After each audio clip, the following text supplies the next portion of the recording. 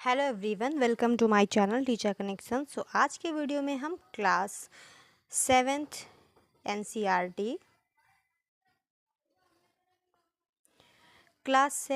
NCERT chapter 2 part 2। आज की class part 2 है और आज हम जो भी हमने टॉपिक पार्ट 1 में पढ़े थे उसके आगे हम चैप्टर को कंटिन्यू करेंगे और अच्छे से समझेंगे कि चैप्टर में प्राणियों में पोषण कैसे होता है और जीव जंतुओं में पाचन कैसे होता है।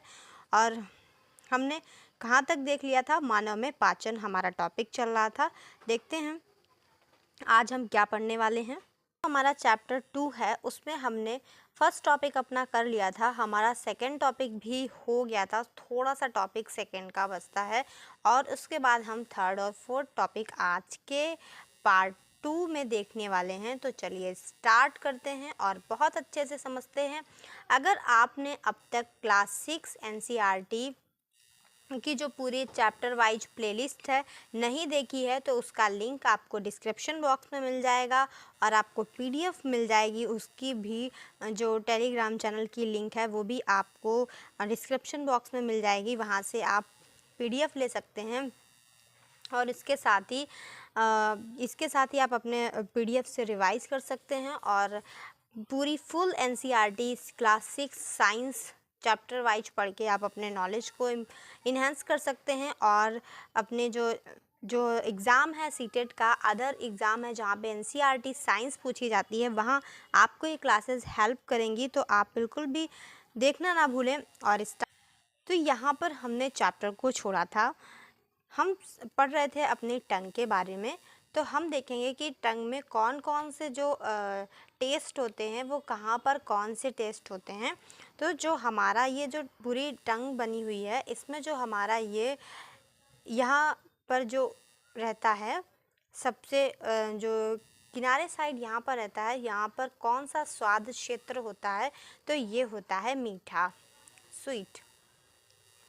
तो यहाँ पर मीठा रहता है और इसके बाद में ये इसके ऊपर वाला जो ये दोनों जो रहते हैं ये नमकीन रहते हैं।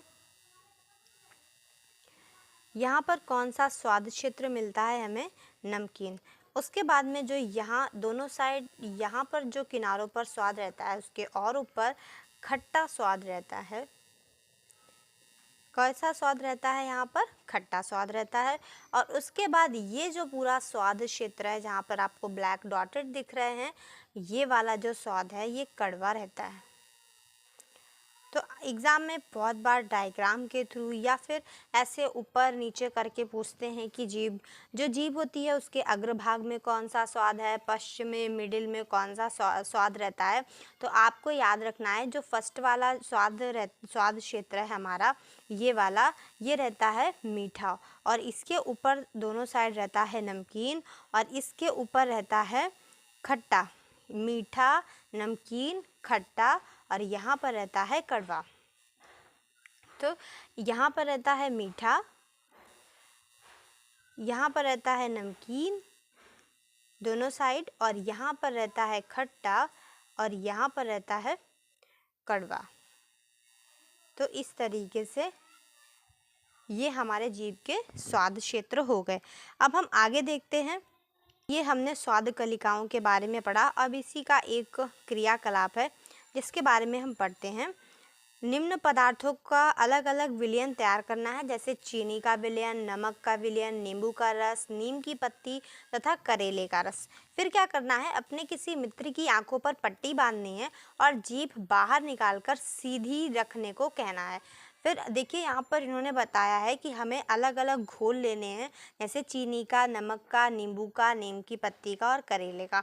ये घोल लेने का मतलब है हम प्रैक्टिकली जानेंगे कि जीभ का कौन सा स्वाद कहाँ पर होता है, जो हमने पढ़ा है उसको प्रैक्टिकल करना है। तो अपने किसी भी मित्र की आंख पर पट्टी बांधनी है और फिर क्या करना है, उससे कहना है कि जीभ बाहर निकाल कर सीधी रखें और फिर जीभ के विभिन्न क्षेत्रों के पर उपरोक्त में से किसी एक विलयन के नमूने की 2 बूंदें रखिए। विलयन रखने के दांत कुरेदने की सीख का उपयोग करें। जो एक सीख आती है उससे विलयन को 2-2 बूंद रखें और फिर इस प्रक्रिया को अन्य विलयनों के साथ दोहराना है। सारे विलयन 2-2 बूंद करके रखने हैं और प्रत्येक विलयन के लिए पृथक पृथक सीख का उपयोग करना है। और फिर क्या करना है, हमें अपने मित्र से पूछना है कि जीभ के किस क्षेत्र में उसे मीठे का, नमकीन का, खट्टे का और कड़वे का स्वाद का अनुभव होता है। तो ये हमें अपने मित्र से पूछना है कि उसे जीभ के किस भाग में और किस विलयन का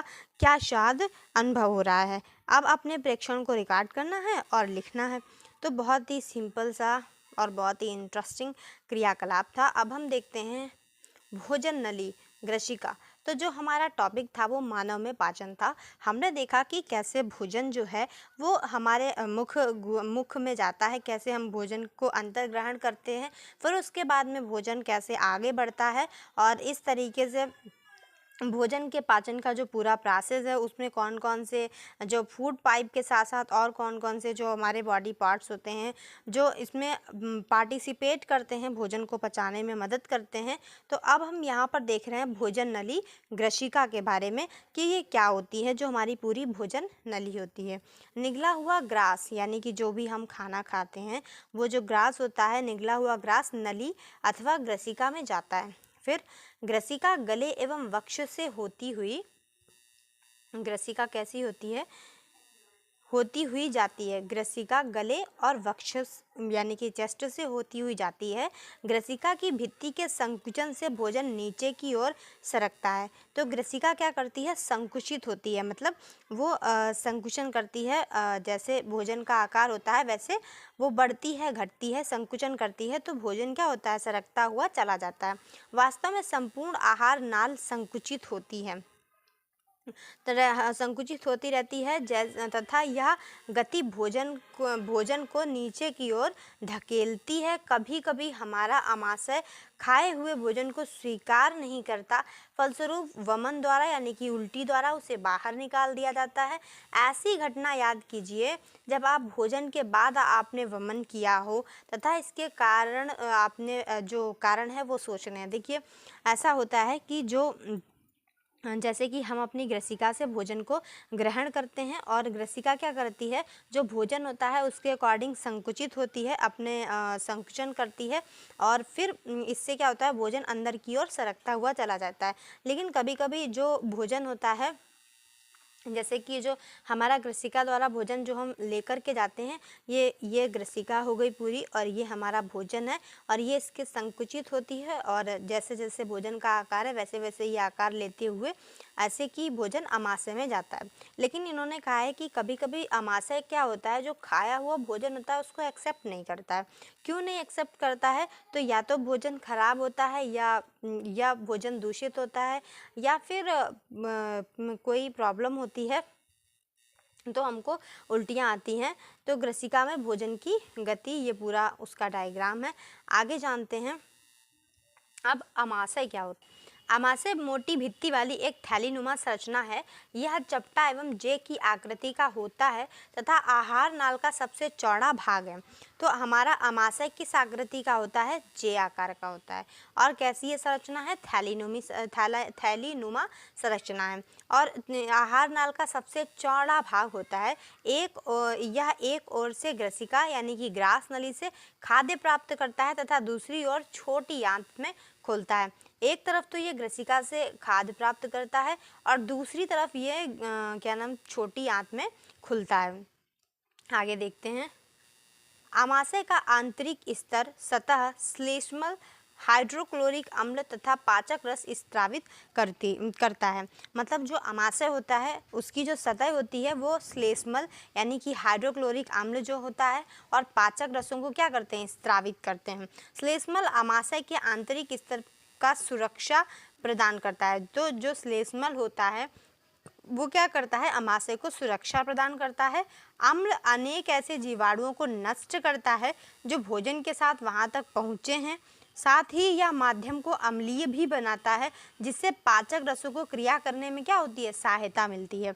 तो भोजन कैसे होता है कि वहाँ पर जो रस पाचक रस स्रावित होते हैं और हाइड्रोक्लोरिक अम्ल होता है, तो वहाँ पे कुछ ऐसे जीवाणु होते हैं जो भोजन के साथ चले जाते हैं, उनको नष्ट करता है और उसके साथ साथ जो भोजन होता है उसको भी अम्लीय बना देता है और पूरा माध्यम अम्लीय बन जाता है, जिससे पाचक रसों को क्रिया करने में सहायता मिलती है। अब पाचक रस, जठर रस प्रोटीन को सरल पदार्थों में विघटित भी कर देता है। पहले ही हमने पढ़ा था कि जो जटिल पदार्थ होते हैं उनको सरल करते हैं, प्रक्रिया में तोड़ते हैं ताकि वो आसानी से पच सकें, उनका पाचन आसान हो सके। तो जो पाचक रस होते हैं, यहाँ पर भी जठर रस जिन्हें बोलते हैं, वो प्रोटीन को सरल पदार्थों में तोड़ देते हैं। और फिर क्या होता है, कभी कभी जब आप जल्दी जल्दी खाते हैं अथवा खाते समय बातें करते हैं तो आपको खांसी उठती है या हिचकी आती है अथवा घुटन का अनुभव होता है, या खाद्य कणों के श्वास नली में प्रवेश करने के कारण श्वास नली से आने वाली वायु को फेफड़ों तक ले जाती है। ये ग्रसिका के साथ साथ चलती है, परंतु ग्रसनी में वायु एवं भोजन मार्ग एक ही होते हैं। फिर भोजन को श्वास नली में प्रवेश करने से किस प्रकार रोका जाता है। भोजन निगलने के समय एक मांसल संरचना वाल्व का कार्य करती है। तो एक मांसल संरचना क्या करती है, वाल्व का कार्य करती है, जो श्वास नली को ढक लेती है तथा भोजन को ग्रसनी में भेज देती है। परंतु संयोगवश यदि भोजन के कण श्वास नली में प्रवेश कर जाते हैं तो हमें घुटन का अनुभव होने लगता है और हिचकी आती है और खांसी उठती है। तो जब भी हमें हिचकी आती है या खांसी उठती है तो उसका क्या कारण होता है कि जो हमारी फूड पाइप, भोजन की नली होती है, श्वास की नली होती है, वो पास पास होती है और जब हम भोजन को निगल रहे होते हैं तो जो हमारी श्वास नली होती है उस पर एक ढक्कन सा लग जाता है, जिसको हम लोग वाल्व कहते हैं। ये मांस का ही बना हुआ होता है और इससे जो भोजन है वो हमारा फूड पाइप में जाता है, भोजन नली में जाता है। पर गलती से कभी कभी हम लोग बातचीत करते हैं खाते समय या किसी भी कारणवश अगर एक दो कण भोजन के श्वास नली में चले जाते हैं तो इससे फिर हमें क्या होता है, हिचकी आती है, खांसी उठती है और घुटन का भी अनुभव होता है। आगे देखते हैं, छोटी आंत क्या होती है। क्षुद्रांत, छोटी आंत लगभग 7.5 मीटर लंबी, छोटी आंत 7.5 मीटर लंबी होती है और कैसी होती है, कुंडलित होती है।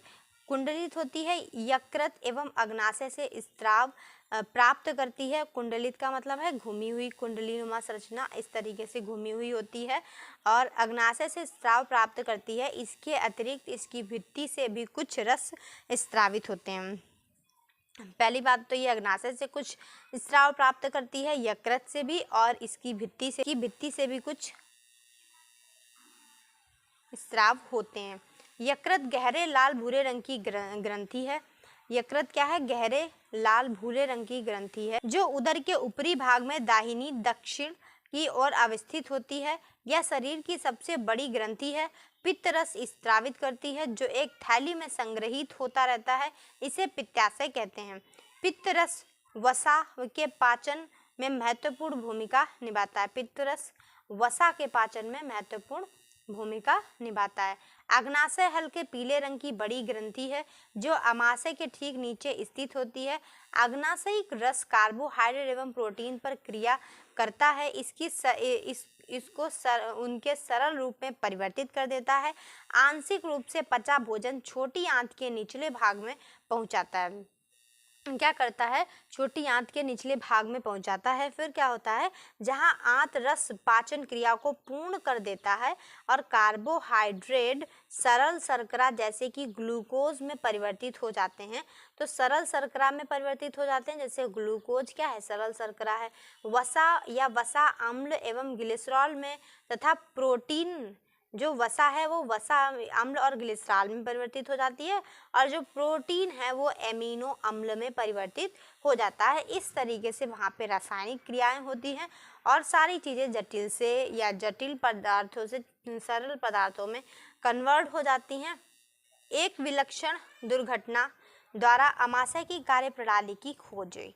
तो एक दुर्घटना हो गई थी। अब अमाशय की खोज कैसे हुई, तो एक दुर्घटना हो गई थी जिसके कारण अमाशय की खोज हुई।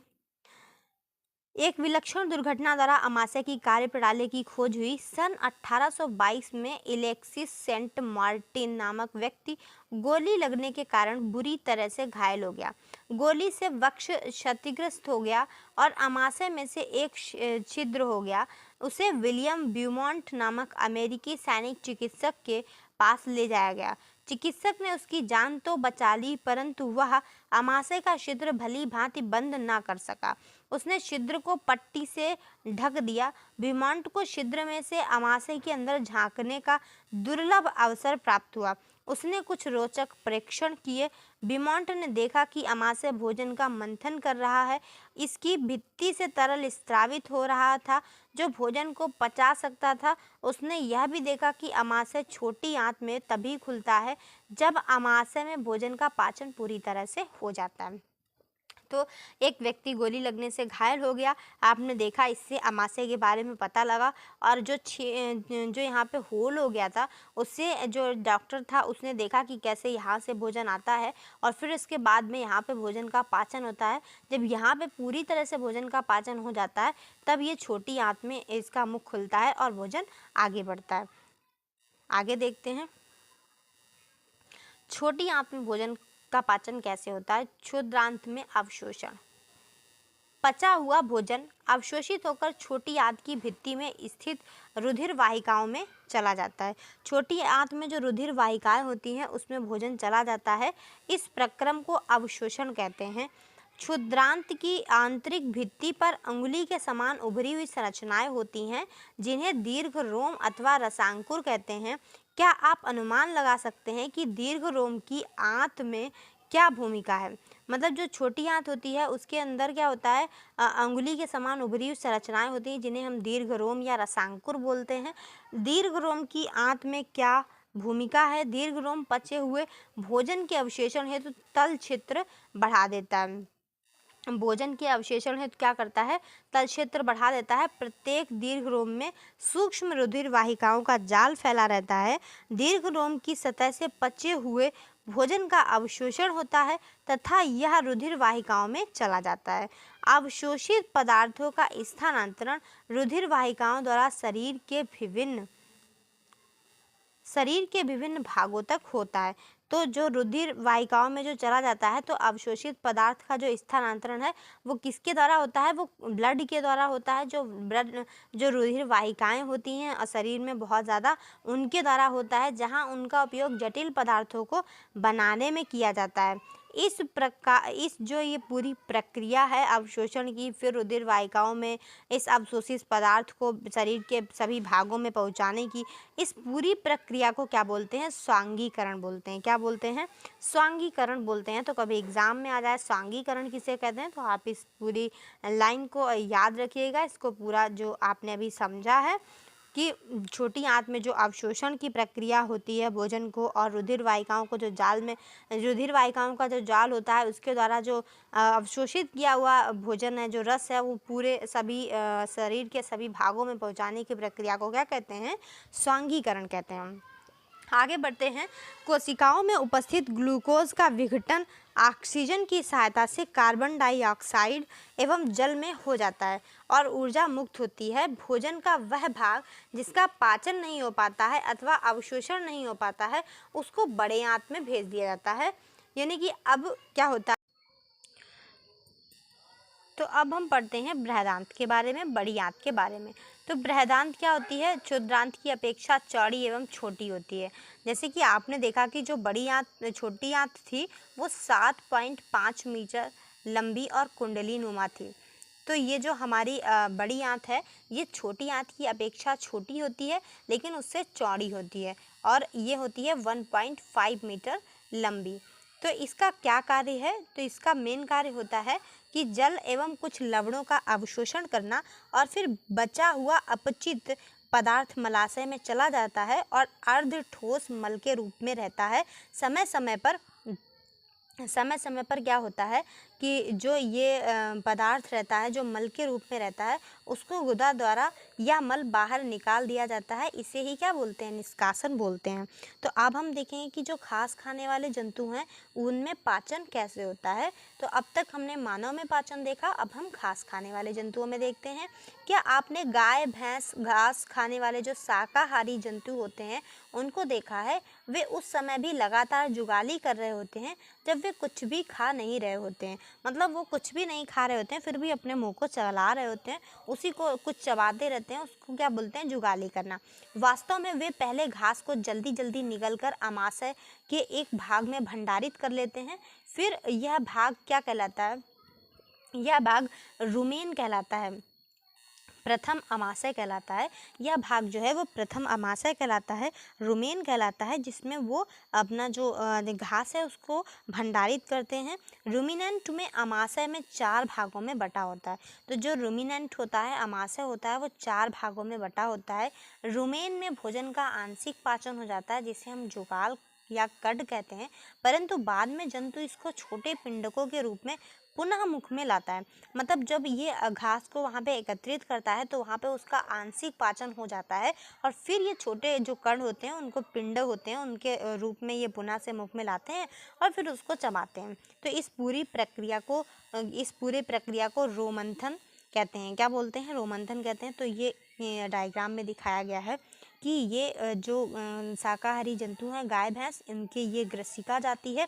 ग्रसिका के बाद ये पूरा पार्ट अमाशय है, जो कि 4 भागों में डिवाइड रहता है। ये रुमेन हो गया, जिसमें कि वो अपने घास को स्टोरेज करते हैं और फिर ये छोटी आंत हो गई और फिर ये हो गई बड़ी आंत। तो ये हो गई बड़ी आंत और फिर उसके बाद में ये हो गया अंधनाल और फिर उसके बाद में ये पूरा हो गया अमाशय। तो ये रोमंथी का अमाशय है। अब जानते हैं कि दस्त क्या होते हैं। दस्त के बारे में जानते हैं। कभी कभी आपको जल रूपी पतले मल को बार बार निष्कासन की आवश्यकता होती है। इस स्थिति को ही दस्त कहते हैं। यह संक्रमण या खाद्य विषाक्तता, यानी कि जो खाना खराब हो जाता है या संक्रमित हो जाता है, अपच हो जाती है, भोजन पचता नहीं है, तो उसके कारण क्या होता है? दस्त हो जाते हैं। भारत में विशेषकर बच्चों में यह अति सामान्य स्थिति है। मतलब बच्चों को बहुत जल्दी दस्त आते हैं। अगर ये चरमावस्था पे पहुंच जाए तो ये घातक भी हो सकती है। इसके लिए भी हमें इसको अनदेखा नहीं करना चाहिए। इसका मुख्य कारण शरीर से क्या होता है? जल और लवण जो होते हैं उनको बहुत हानि होती है। तो ये इसे सहजता से नहीं टालना चाहिए, हमें चिकित्सक के पास जाना चाहिए। लेकिन उनके पास जाने से पूर्व ही रोगी को हमें उबाल कर ठंडा किया हुआ जल में 1 चुटकी नमक और 1 चुटकी चीनी जो घोल है उसको पिला देना चाहिए। और इस घोल को क्या बोलते हैं? जीवन रक्षक घोल बोलते हैं। ये ORS के रूप में भी बन के आता है। आगे देखते हैं। तो हम पढ़ रहे थे जुगाली वाले जंतुओं के बारे में। तो इसी को हम क्या बोलते हैं? जुगाली करना बोलते हैं। ऐसे जो जंतु होते हैं, रूमिनेंट होते हैं, उनको हम रोमंथी बोलते हैं। क्या बोलते हैं? रोमंथी। घास में सेलुलोस होता है। मतलब ऐसा क्यों होता है कि हमारी पाचन क्रिया से उनकी जो पाचन तंत्र है वो भिन्न होता है। घास में सेलुलोस पाया जाता है और जो एक प्रकार का कार्बोहाइड्रेट है। तो सेलुलोस क्या है? एक प्रकार का कार्बोहाइड्रेट। रूमिनेंट अथवा रोमंथी पशु, हिरन आदि में रुमेन में सेलुलोस का पाचन करने वाले जीवाणु पाए जाते हैं। तो जो रोमंथी पशु होते हैं उनके रुमेन में ही सेलुलोस का पाचन करने वाले जीवाणु पाए जाते हैं। बहुत से जंतु एवं मानव सेलुलोस का पाचन नहीं कर पाते हैं। तो मानव और बहुत सारे जंतु सेलुलोस का पाचन नहीं कर पाते हैं। इसीलिए जानवरों का जो पाचन तंत्र है वो अलग होता है, जो घास खाने वाले जानवर हैं। जानवरों जैसे घोड़ा, खरगोश आदि में छोटी आंत एवं बड़ी आंत के बीच में एक थैलीनुमा बड़ी संरचना होती है, जिसे अंधनाल कहते हैं। और भोजन के सेलुलोस का पाचन यहाँ पर कुछ जीवाणुओं द्वारा होता है। तो अभी हमने आपको डायग्राम में अंधनाल दिखाया, वहीं पर क्या होता है? सेलुलोस के पाचन के लिए कुछ जीवाणु होते हैं, वहीं पर उसका पाचन होता है, जो मनुष्य के आहार नाल में क्या होते हैं? अनुपस्थित होते हैं, मतलब होते ही नहीं हैं। अब तक आपने उन जंतुओं के विषय में पढ़ा जिनका पाचन तंत्र है। जो बहुत से ऐसे भी जंतु हैं जो सूक्ष्म प्राणी हैं, जिनमें ना तो मुख है और ना ही पाचन तंत्र। फिर वे किस प्रकार भोजन को ग्रहण करते हैं और किस प्रकार उनका पाचन करते हैं, और ये बहुत ही इंटरेस्टिंग है। आइए जानते हैं ऐसे कौन से जंतु हैं? तो अब हम पढ़ेंगे अपना लास्ट टॉपिक अमीबा के बारे में। अमीबा में कैसे संभरण एवं पाचन होता है। तो जलाशयों में ये अमीबा कहाँ पाया जाता है? जलाशयों में पाया जाता है। और ये किस प्रकार का जीव है? एक कोशिकीय जीव है। अमीबा की कोशिका में एक कोशिका झिल्ली होती है और गोल सघन केंद्रक होते हैं। अमीबा की कैसा जीव है? एक कोशिकीय जीव है और जलाशयों में पाया जाता है। और क्या होता है? द्रव्य में बुलबुले के समान अनेक धानियाँ होती हैं। अमीबा निरंतर अपनी आकृति एवं स्थिति को बदलता रहता है क्योंकि वो एक कोशिकीय है। यह एक अथवा अधिक अंगुली के समान प्रवर्ध निकालता है जिन्हें पादाप कहते हैं, मतलब कृत्रिम पाँव कहते हैं। और इन्हीं के गति के देने पर ये भोजन को पकड़ने में सहायता करते हैं। अमीबा कुछ सूक्ष्म जीवों का आहार करता है। जब इसे भोजन का आभास होता है कि इसके आसपास कोई सूक्ष्म जीव है तो ये क्या करता है? खाद्य कण के चारों ओर पादाप विकसित करके उसे निगल लेता है। तो ये अपने कृत्रिम पैर बनाता है और उसको उसके बीच में करके निगल लेता है। खाद्य पदार्थ उसकी खाद्य धानी में फंस जाते हैं। तो ये किस तरीके से बनाता है उसका डायग्राम देखते हैं। तो ये केंद्रक होता है, ये पादाप होते हैं, ये खाद्य कणिका का अंतर्ग्रहण है। इस तरीके से ये पादाप निकालकर ग्रहण करता है। ये खाद्य धानियाँ होती हैं और ये फिर अपशिष्ट होता है, बहिक्षेपित अपशिष्ट होता है। तो ये था अमीबा। आगे देखते हैं।